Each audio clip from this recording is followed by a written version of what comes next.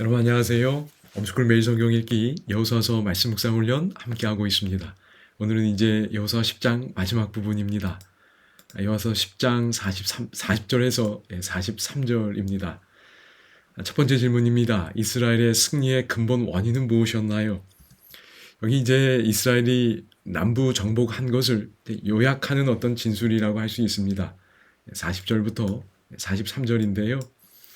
여기 42절에 보면 이스라엘의 하나님 여호와께서 이스라엘을 위하여 싸우셨으므로 여호수아가 이 모든 왕들과 그들의 땅을 단번에 빼앗으니라 그랬습니다. 승리의 근본 원인이 무엇인가요? 맞습니다. 이스라엘의 하나님 여호와께서 이스라엘을 위하여 싸우셨다고 말합니다.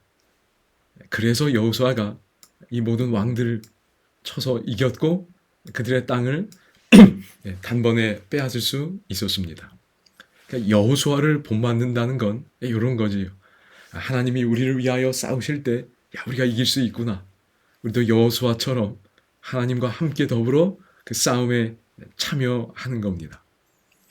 이스라엘의 승리의 근본 원인이 무엇이었나요? 맞습니다. 여호와께서 이스라엘을 위하여 싸우셨습니다. 그러므로 여호수아와 함께 하신 하나님이 오늘 우리와 함께 하신다면 우리도 싸워서 승리할 수 있음을 믿습니다. 여러분 그런데 저희가 이제 여호수아를 그 찬미가에 그렇잖아요. 여호수아를 뭐해서 본받아라고 그랬습니다. 그래서 여호수아가 승리했지만 더 이상 싸움이 필요 없게 만들지는 않았습니다. 그렇지요? 여전히 우리도 여호수아를 본받아 뭐 해야 돼요? 싸워야 했습니다.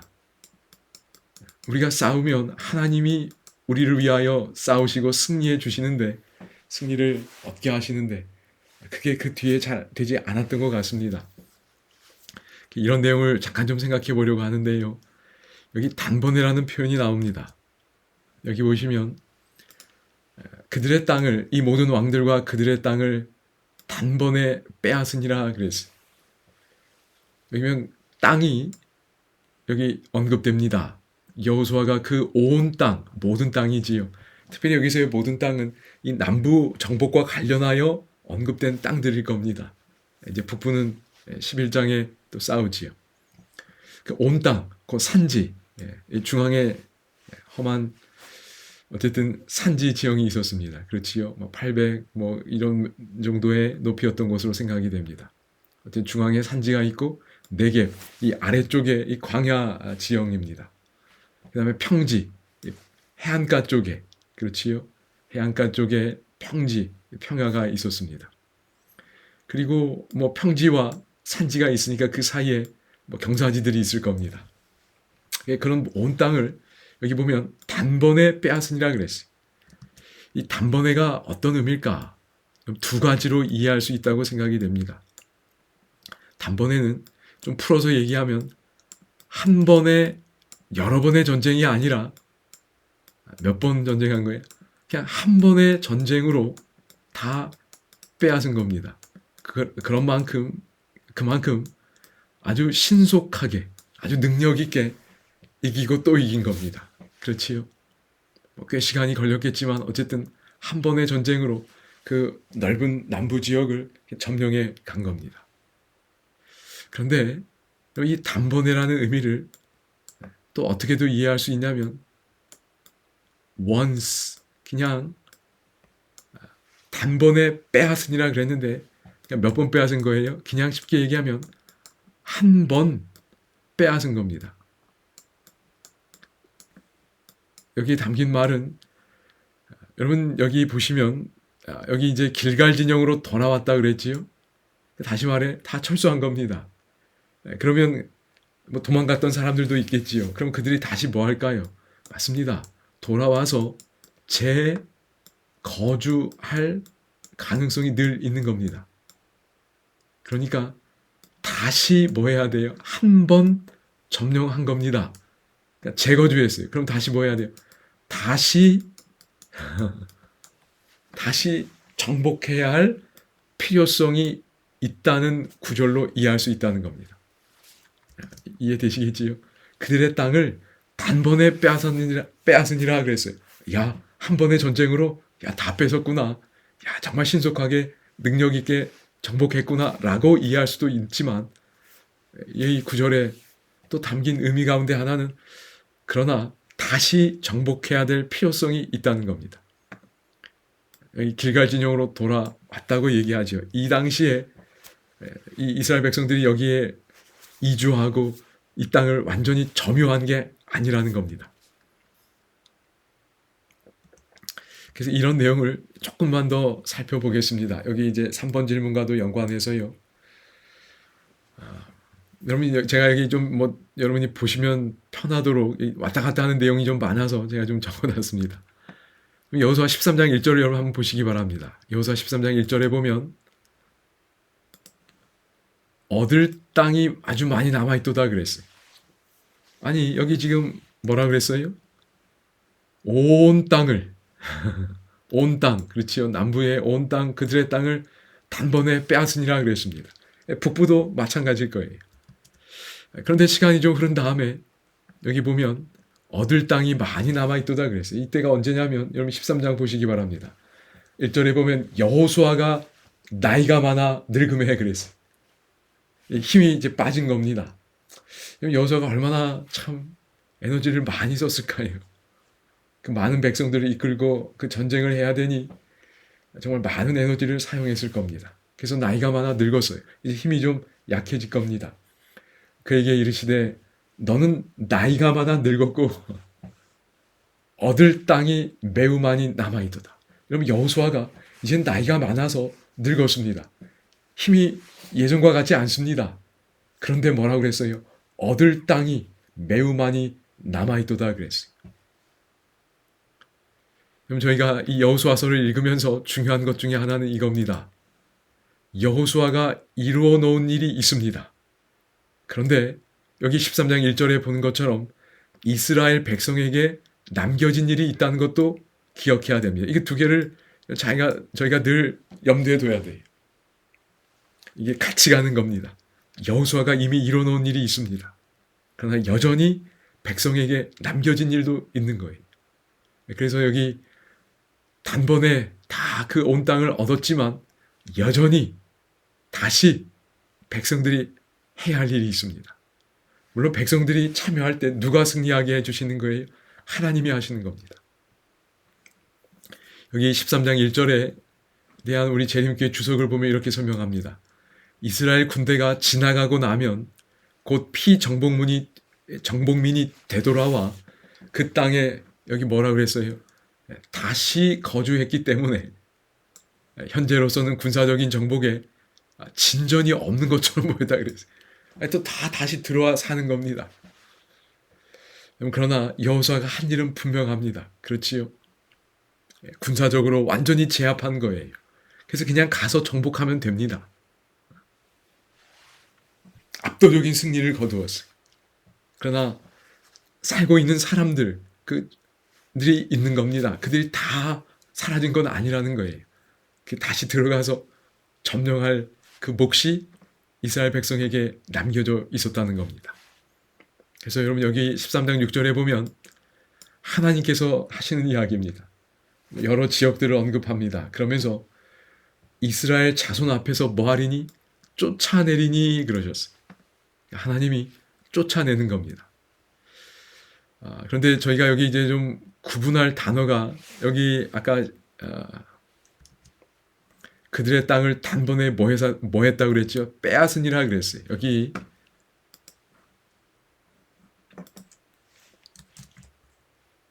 빼앗으니라 요거에 대한 히브리어가 라카드라는 단어입니다. 취하다, 그러니까 빼앗다 이런 표현이지요. 그러니까 빼앗았습니다. 그런데 제가 또 한 단어를 좀 기억하는 건 도움이 되는 것 같습니다. 이 두 단어가 혼용되기도 합니다. 그러나 조금 구분할 필요도 있는 것 같아요. 여기 쫓아내리니 여기에 해당하는 히브리어가 야라십니다. 그래서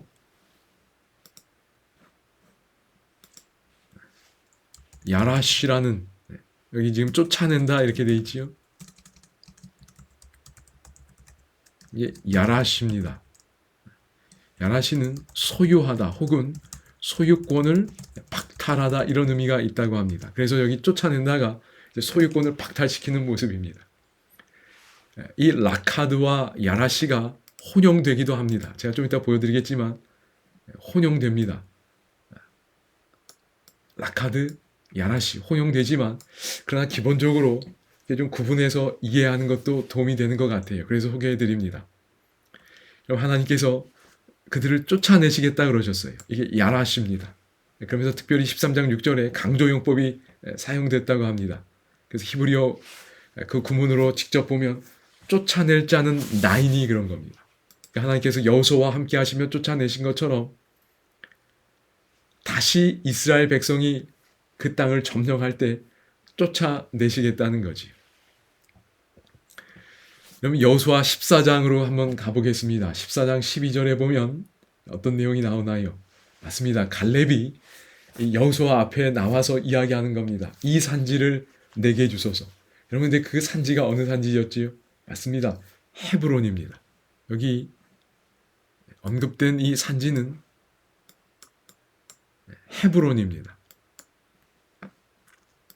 여러분, 그런데 기억나시나요? 남부 정복할 때 여호수아가 점령했던 6도시가 있었습니다. 게셀이 정복하지 않은 것으로 본다면 6도시가 있었어요. 그러니까 언급된 도시들이 있었는데 그 중에 하나가 헤브론이었습니다. 분명히 거기서 정복했다고 이야기했어요. 그래서 여기 14장 10장 42절에서도 그들의 땅을 단번에 빼앗으니라 그랬습니다. 여기 빼앗았다는 이 땅에 헤브론도 분명히 들어갈 겁니다. 10장에 언급되니까요. 그런데 여기 14장에 오면 갈렙이 그들을 뭐 하겠다고? 맞습니다. 14장 12절에 내가 여호와께서 말씀하신 대로 그들을 뭐 하리라? 쫓아내리이다. 그러니까 여전히 쫓아내야 될 필요성이 있었다는 겁니다. 그때 쓰인 단어가 야라시입니다. 그들의 소유권을 박탈하고 이제 이스라엘 백성이 들어가서 그 땅을 점유하는 겁니다. 그래서 여기 헤브론,